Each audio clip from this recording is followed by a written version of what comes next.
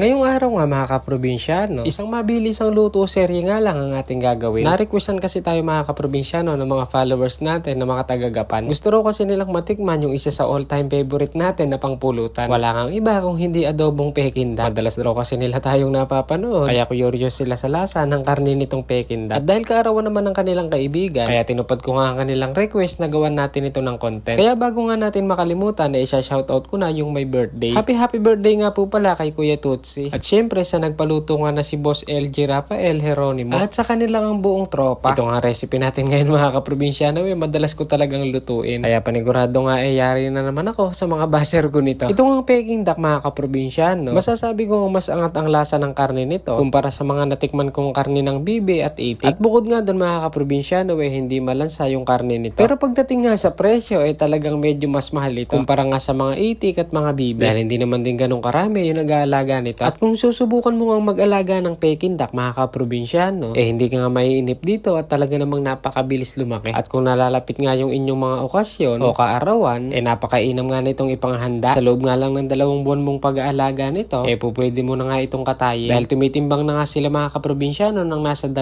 kilo. At pagdating nga sa mga recipe na pwede mong gawin dito, una-una na nga dyan itong recipe natin ngayon na adobo. Pangalawa nga caldereta. Pwede rin siya mga kaprobinsyano sa minatamis o patutin. At ang pinaka-the best nga ginagawang luto dito yung fried peking duck na talaga namang sikat sa mga Chinese restaurant. Hindi nga lang yun mga kaprobinsyano, napakasarap nga rin pala nitong ilitsyon. At kung maaalala nyo nga mga kaprobinsyano, naglitsyon kami nito nung nakaraang Pasko. At kung matitikman nyo nga mga kaprobinsyano, yung ginagawa kong luto dito na kalangkang, yun bang inasiman ng mangga? Nako mga kaprobinsyano, napakainam ding pang pulutan no. At kung ang ipapares nyo ang alak dito mga kaprobinsyano Pundador, Alfonso o si LBB, panigurado nga masasarap ang kwentuhan at maya-maya nga lang bangingi na ang inyong mga kainuman. Sa dami ko nga sinabi ito't naluto ko na pala itong ating nagmamantikang adobong pekinda. Kaya agad-agad ko na nga hinango mga kaprobinsyano. At maya-maya nga lang din mga kaprobinsyano ito't dumarating na yung pipick up. Siyempre kasama nga rin pala yung birthday boy. Ayun no, muli po happy birthday Kuya Tutsi. Maraming salamat po sa inyong tiwala at ingat po kayo sa inyong biyahe.